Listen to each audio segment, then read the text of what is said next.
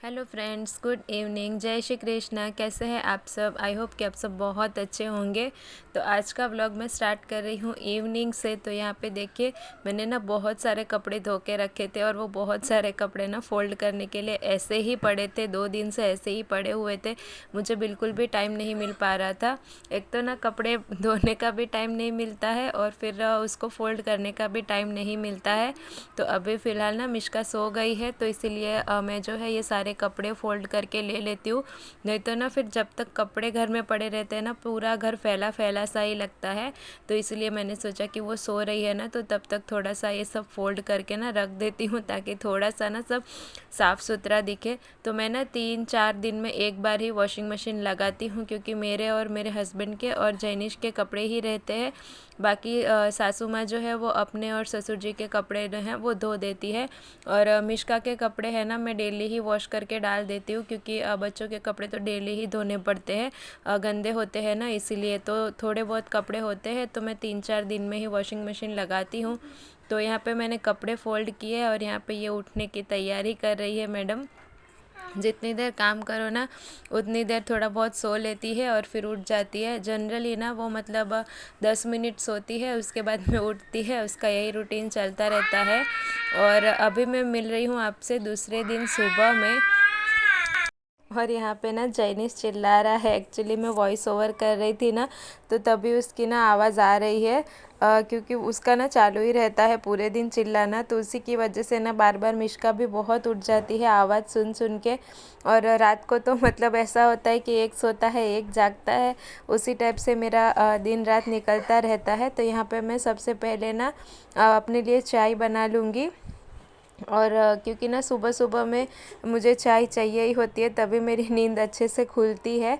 और अभी मैंने ना मिष्का को फ़ीड करा के सुला दिया है। वो उठी थी, थोड़ी देर खेली, उसके बाद में उसने फ़ीड किया और फिर वो सो गई। और जैनिश को भी ना मैंने दूध पिला दिया है। तो अभी फ़िलहाल मैं अपने लिए चाय बनाऊंगी और चाय के साथ मैं खाने के लिए ना रोटी बनाऊंगी। तो ये मेरा डेली का ब्रेकफास्ट मतलब रहता है, चाय और रोटी। क्योंकि सुबह सुबह में ना अगर मैं रोटी खा लूँ ना, तो मुझे फिर जल्दी भूख नहीं लगती है न, क्योंकि फिर ना खाना तो बनाते बनाते और इन लोग के साथ में सारा काम निपटा के खाते खाते मुझे रोज़ के 2-2:30 बज जाते हैं। तो तब तक अगर मैं कुछ नहीं खाऊंगी ना, तो फिर मुझे चक्कर से आने लग जाते हैं।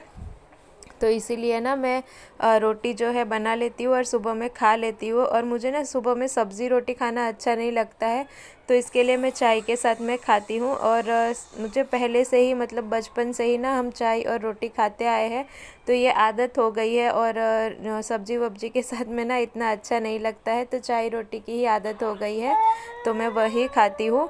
तो यहाँ पे बस अपने लिए रोटियाँ सेक लूँगी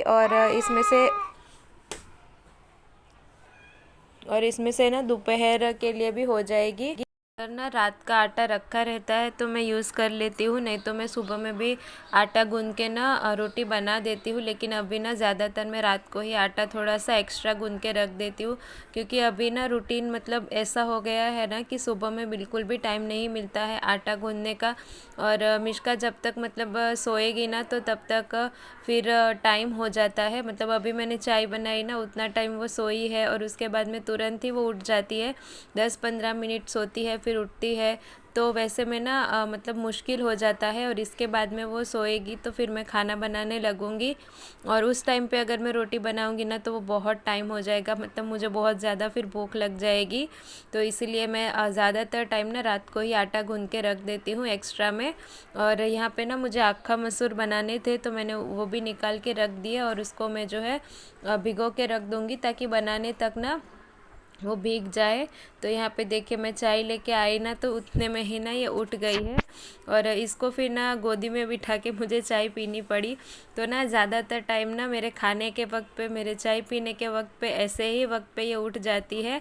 और उसके बाद में यहाँ पे थोड़ा सा मैंने उसको फ्रेश किया। और ये मेरी जेठानी का लड़का है जो उससे खेलने के लिए आया था, और वही मतलब ज़िद कर रहा था कि इसको ये मच्छरदानी में बिठाओ करके, तो इसलिए मैंने उसको डाला है। और इसमें ना मतलब रहती है ना, तो किसी के ना मतलब हाथ पैर लगने का ना चांस नहीं रहता है, मतलब बच्चे अंदर सेफ रहती है।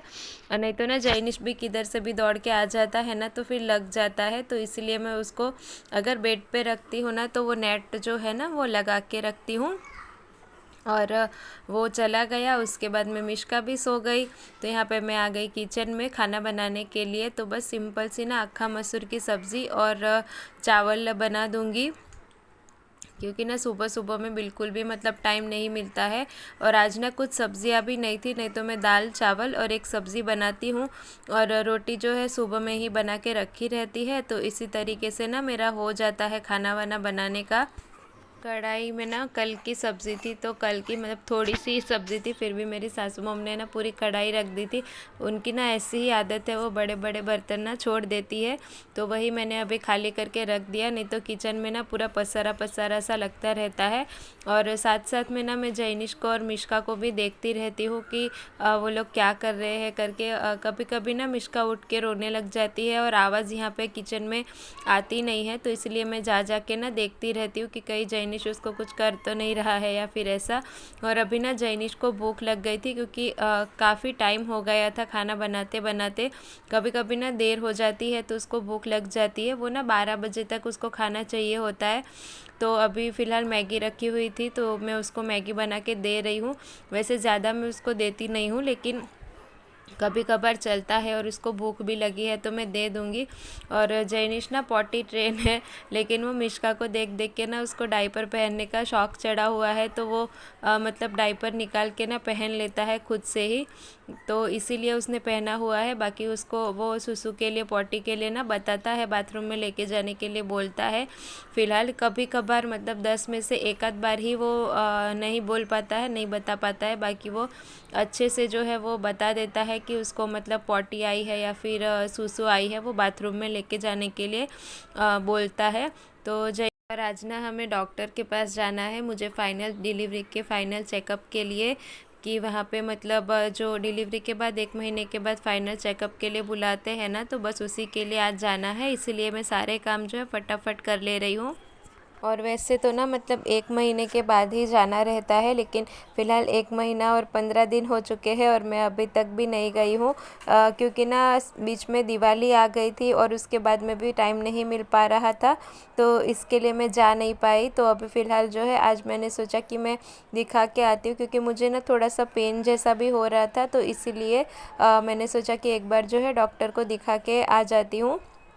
तो जब तक मतलब मैं जाऊंगी ना अंदर दिखाने के लिए डॉक्टर को, तो हस्बैंड जो है वो मतलब बच्चे को संभाल लेंगे, दोनों को भी उन्हीं को रखना पड़ेगा, क्योंकि ना मैं जैनिश को लेके जा सकती हूँ और मिष्का को मैं लेके जा सकती हूँ, लेकिन उसके बाद में ना फिर मुझे उसको जब डॉक्टर के पास मैं अंदर जाऊँगी ना, तो बाहर छोड़ने के लिए आना पड़ेगा, क्योंकि अंदर कोई पकड़ने के लिए रहता नहीं है। तो साथ में अगर कोई होना तो अच्छा रहता है, लेकिन अकेले में रहूँगी तो मुझे फिर मिष्का को ना उसके पापा के पास ही देना पड़ेगा।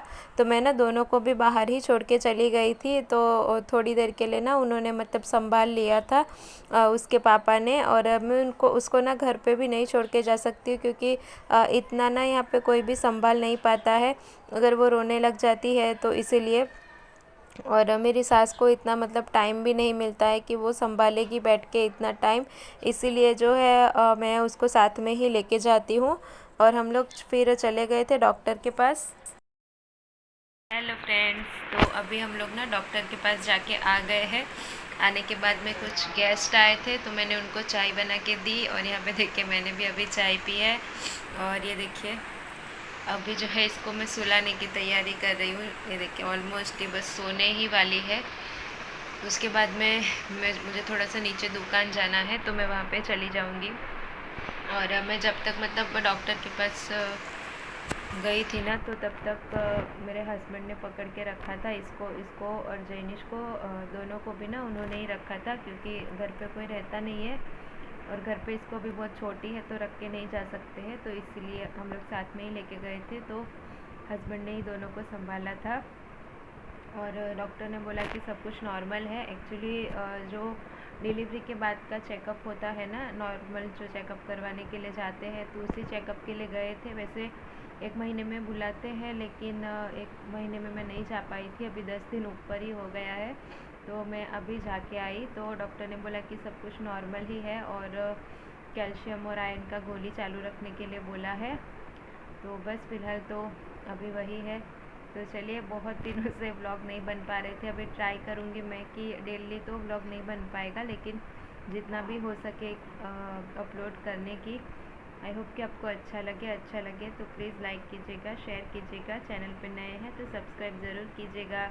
ये देखिए, अभी सो ही जाएगी है। उसके बाद में मुझे खाना बनाना है रात का, तो पूरे दिन का ना यही रूटीन चलता रहता है। तो चलिए, मिलती हूँ नेक्स्ट ब्लॉग में। तब तक के लिए टेक केयर, बाय बाय।